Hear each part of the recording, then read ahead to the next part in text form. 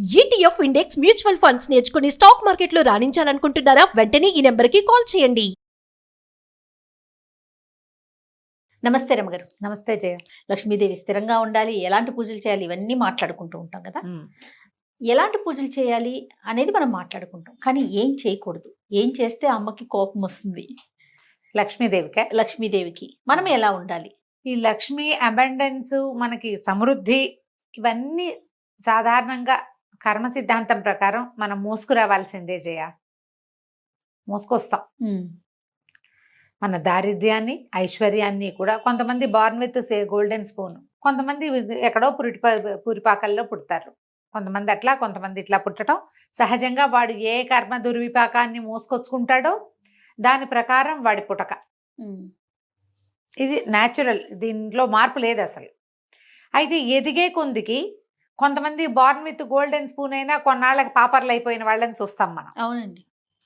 ఎవరో సంపన్నులుగా ఉండటానికి కంటిన్యూ అయ్యి అలాగే తరాల వెంబడి సంపన్నులుగా ఉండేవాళ్ళు కొంతమంది. అయితే సంపన్నుల ఇంట్లో పుట్టి కుమారరాజాలుగా పెరిగి చివరికి ఏమీ లేకుండా అయిపోయేవాళ్ళు.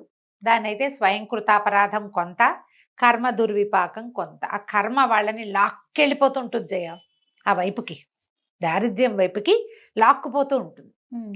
ఎక్కడో ఒక చోట పగ్గాలు వేసుకుని ఆపుకోవాలి. ప్రతి వాడికి ఇట్లా కిందకి పడిపోయేవాడికి పగ్గాలు దొరుకుతూనే ఉంటాయి జయ.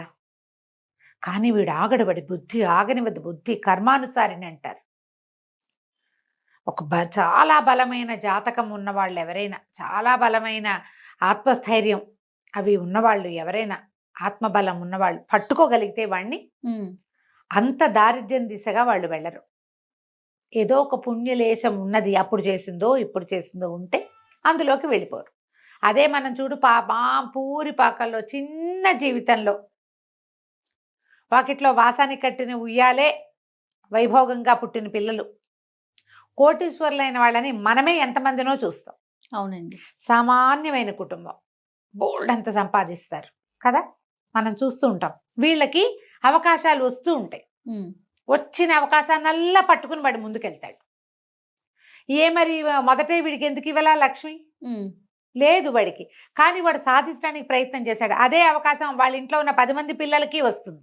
ఎవ్వడు చేయడు, ఒక్కడు చేస్తాడు. అది మామూలుగానే మనకు చెప్తారు, God made hand, man made hand అని. మన 2 చేతుల్లో ఒకటి భగవంతుడు రాసిన రాతుంటే, రెండోది మనం రాసుకునే రాతుంటుంది.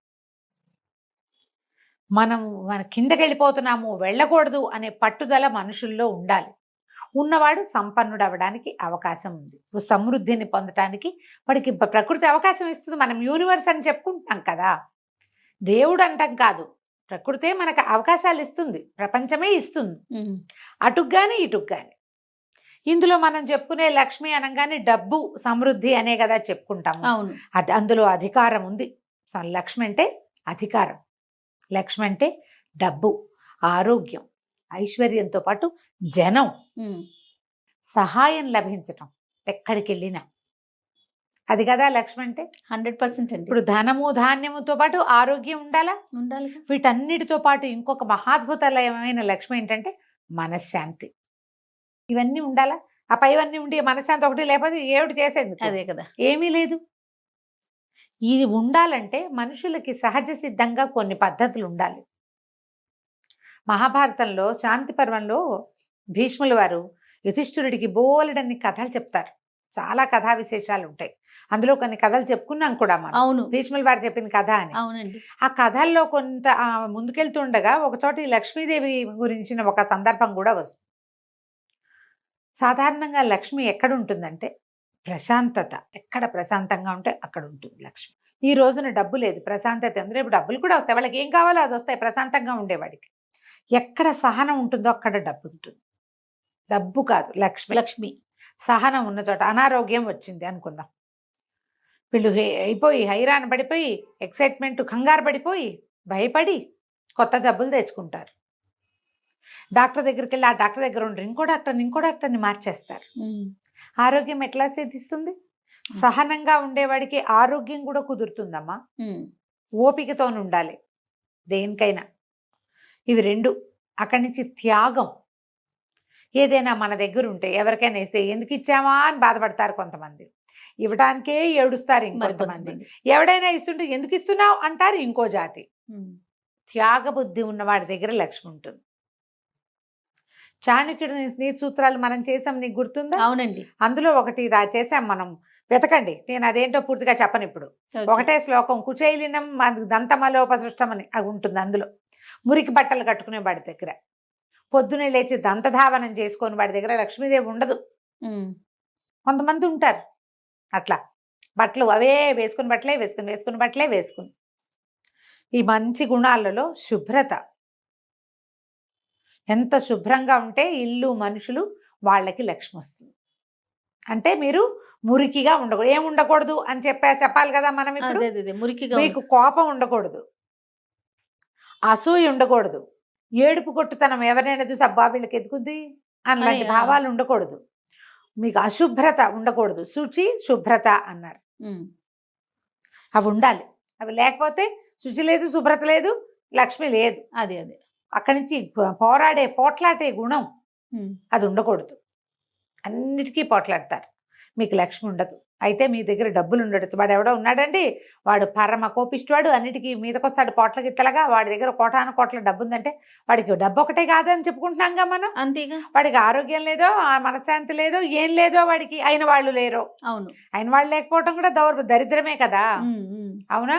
సహజంగా వ్యక్తుల ప్రవర్తనలోనే కొన్ని ఉండాలమ్మా. బ్యాడ్ హ్యాబిట్స్ ఉండకూడదు. ఇప్పుడంతా బ్యాడ్ హ్యాబిట్స్ ఉండటమే మన లక్షణం. అందరూ ఇప్పుడు తాగుబోతు, ఖరీదైన బాగా కోటాను కోట్ల సంపదలు ఉన్న వాళ్ళకు కూడా బ్యాడ్ హ్యాబిట్స్ ఉంటాయి, కనిపిస్తున్నాయి, చూస్తాం మనం. మనకి ఎప్పుడు ఒక ప్రశ్న వస్తుంది, వాడు అలా తాగి తిరుగుతాడు, లేదా తిరిగిపోతనమే ఉంది, ఏదో వ్యసనాలు ఉన్నాయి, వ్యసనాల పుట్టవాడు, వాడి వ్యాపారం మాత్రం ఎంత బాగుందో, ఎందుకుంది అట్లా అనిపిస్తుంది. మీరు చెప్పిన ప్రకారం ఉండకూడదు కదా. అవును అవును. వెంటనే కోపం వస్తుందమ్మా, ఇలాంటివి చెప్పంగానే ఒళ్ళు మండిపోతుంది. వాడు ఉన్నాడు మా ఫ్రెండ్ ఒకడు, వాడు కోటీశ్వరుడు కొడుకు, వాడికి అవి లేవు, సకల కళాభిరాముడు వాడు అంటారు. సకల కళ వెళ్ళప్పుడు మరి వాడికి ఎందుకు ఉందండి అంటారు. వెంటనే పిల్లలకే కాదు జయ, పెద్దవాళ్ళ దగ్గర కూడా చూసాను నేను ఈ ప్రశ్న.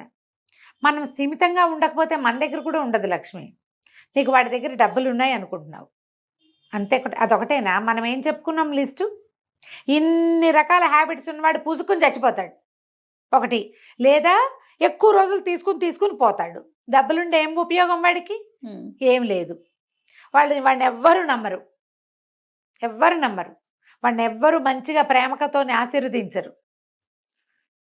ఏం సాధించినట్టు వాడు ఆ డబ్బులతోటి?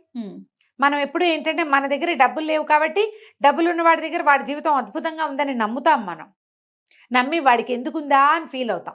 అది తప్పు, అది చేయకూడదు. మనం వాడు రాసుకొస్తాడు, రాసుకున్న ప్రకారం మోసుకుంటాడు అంతే. వాడు ఏం రాసుకొచ్చాడో రేకేసి పుట్టాడు చేతిలో. మనం చెప్పుకుంటాం కదా, ఎక్కడో సుడుంది వీడికన్నా. సుడిగాళ్ళు కొంతమంది ఉంటారు, చేతుల్లో రేకేసుకుని పుడతారు, మంచి గీత బ్రహ్మాండమైంది, ఇక్కడి నుంచి ఇక్కడ దాకా ఉంది ధనరేఖ అని చేస్తే వాడికి డబ్బులు ఉంటాయి. మిగిలిన ఉండకపోవచ్చు కదా. నువ్వు వెళ్ళి వాడి జీవితంలో తొంగి చూడు, వాడు ఏం హింస పడుతున్నాడో, ఏం బాధపడుతున్నాడో, ఏ బాధపడలేక ఈ అలవాట్ల చుట్టూ వాడు పరిగెడుతున్నాడో. కుటుంబ జీవితం లేదో, వాడికి 2 ముద్దలు అన్నం పూర్తిగా ఎక్కదేమో. అన్నం తినలేని బతుకు ఏం బతుకమ్మా, ఏం బతుకు చెప్పు? డబ్బులుండి ప్రయోజనం లేదు కదా. ఇలాంటి వాళ్ళ దగ్గర లక్ష్మి ఉండదు. మనము ఇప్పుడు వాళ్ళందరి బ్యాడ్ హ్యాబిట్స్ ఏమున్నా సరే, వాడి దగ్గర డబ్బు ఉందని భావించే వాడికి కూడా డబ్బులు ఉండవు. అలా ఆలోచించదు. లక్ష్మీదేవి క్లియర్గా చెప్పిందట, శాంతి, ధృతి, క్షమ, ధైర్యము ఎవరి దగ్గర ఉండవో వాళ్ళ దగ్గర నేను ఉండను. త్యాగబుద్ధి లేని వాడి దగ్గర నేను ఉండను. సంతోషము, మనశ్శాంతి ఆభరణాలుగా ఉండేవాడికి నేను లభిస్తాను ఏదో ఒక రూపంలో అని చెప్పింది. అంటే డబ్బే కాదు, మనశ్శాంతిగా ఉండేవాడికి మరింత మరిగాస మనశ్శాంతిని ఇస్తుంది. కూల్గా ఉండేవాళ్ళు ఎప్పుడు కూల్గానే ఉంటారు అంతే. సరిగ్గా ఆలోచించండి. మనకి లేదని అనుకోవద్దు, వాడికి ఉందని అనకూడదు. వాడికి ఉంటే వాడికి ఉంది, మనకు లేకపోతే లేదు. దీనికోసం మనం నీకేదో కావాలి, నువ్వు ప్రయత్నం చెయ్యి. మంచి మంచి శ్లోకాలని, ఉద్యోగినం పురుష సింహం ఉపైతి లక్ష్మి అని. ఎవరైతే ప్రయత్నశీలుడుగా ఉంటాడో వాడికి లక్ష్మీదేవి వరిస్తుంది. నీకు మీ ఇంట్లో అందరికీ అనారోగ్యాలు వస్తున్నాయి, మీరు మీ ఫుడ్ హ్యాబిట్స్ మార్చుకోండి, మీ పని వేళలు మార్చుకోండి, మీ నిద్ర పద్ధతులు మార్చుకోండి, ప్రయత్నం చేయండి, ఆరోగ్యం కుదుట పడుతుంది. డబ్బులు లేవు, చిన్న పొన్న పనులు చేసుకుంటున్నారు, కొంచెం పైకి చదువుకోండి. ఎవడైనా ఒకరిని, మీరు నలుగురు కలిసి ఒకరిని చదివించండి, వాడు మిమ్మల్ని ముందుకు తీసుకెళ్తాడు. ఇవాళ రేపు అట్లా జరగట్లేదులే, పాత రోజుల్లో జరిగేవి. మనం కూడా ట్రై చేసుకోవాలి. ప్రయత్నశీలుడైన వాడిని లక్ష్మి వరిస్తుంది. ఈ రకంగా ఆలోచించండి. ఇప్పుడు రేపు పండగ రోజులు వస్తున్నాయి కదా, మనం ఇళ్ళు శుభ్రంగా ఉంచుకోవటం, మన ఇంట్లో కొట్లాటలు ఉండకూడదు, భర్తలతోటి పోరాడకూడదమ్మా, అత్తగారులను తిట్టిపోయటము.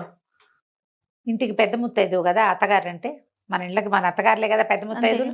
భర్తలు ఉంటే, భర్త ఉంటే పెద్ద ముత్తైదువు, మామగారు లేకపోతే పెద్ద దిక్కు, మన అత్తగారే మనకి పెద్ద దిక్కు. అంతే. వీళ్ళని చెడగొట్టద్దు, వాళ్ళని తిడితే మీ ఇంట్లో లక్ష్మీదేవి ఉండదు, మీకు కావాల్సింది మీకు అన్నీ లభించవు.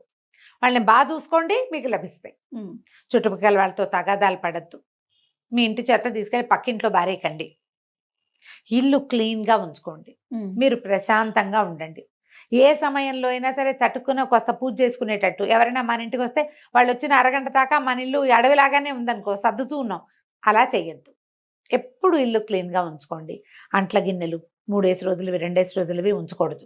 ఏ రోజు గిన్నెలు ఆ రోజు ఇది ఒక పద్ధతి అమ్మా. దేవుడి పాత్రలు ఏ రోజు ఆ రోజు తోముకోవాలి, మన అంట్ల గిన్నెలు ప్రతిరోజు తోమేసుకోవాలి. బట్టలు, ఉతకాల్సిన బట్టలు కుప్పలు తెప్పలుగా ఉంచపోకండి. కనీసం శ్రావణ మాసంలో ట్రై చేయండి. దుప్పట్లు అప్పుడెప్పుడో ఉతికినవి ఉంచద్దు. ఫ్రెష్ దుప్పట్లు, పక్కలు ఫ్రెష్గా శుభ్రంగా ఉంచుకోండి. ఇల్లు క్లీన్గా ఉంచుకోండి, మీరు క్లీన్గా ఉండండి. లక్ష్మీదేవి వస్తుందమ్మా దానంతటది. ముందు మీకు క్లెన్లీనెస్ అలవాటు అవుతుంది. ఈ నెలంతా చేస్తే అంతే కదా, ఈ నెలంతా శుభ్రంగా ఉన్నారనుకో, వచ్చే నెల ఆటోమేటిక్గా శుభ్రంగా ఉంటారు. ఓకే, ఇలా ప్రయత్నం చేయండి, లక్ష్మీదేవి మీ సొంతం అవుతుంది. తప్పకుండా రమ్మగారు. నమస్తే. నమస్తే.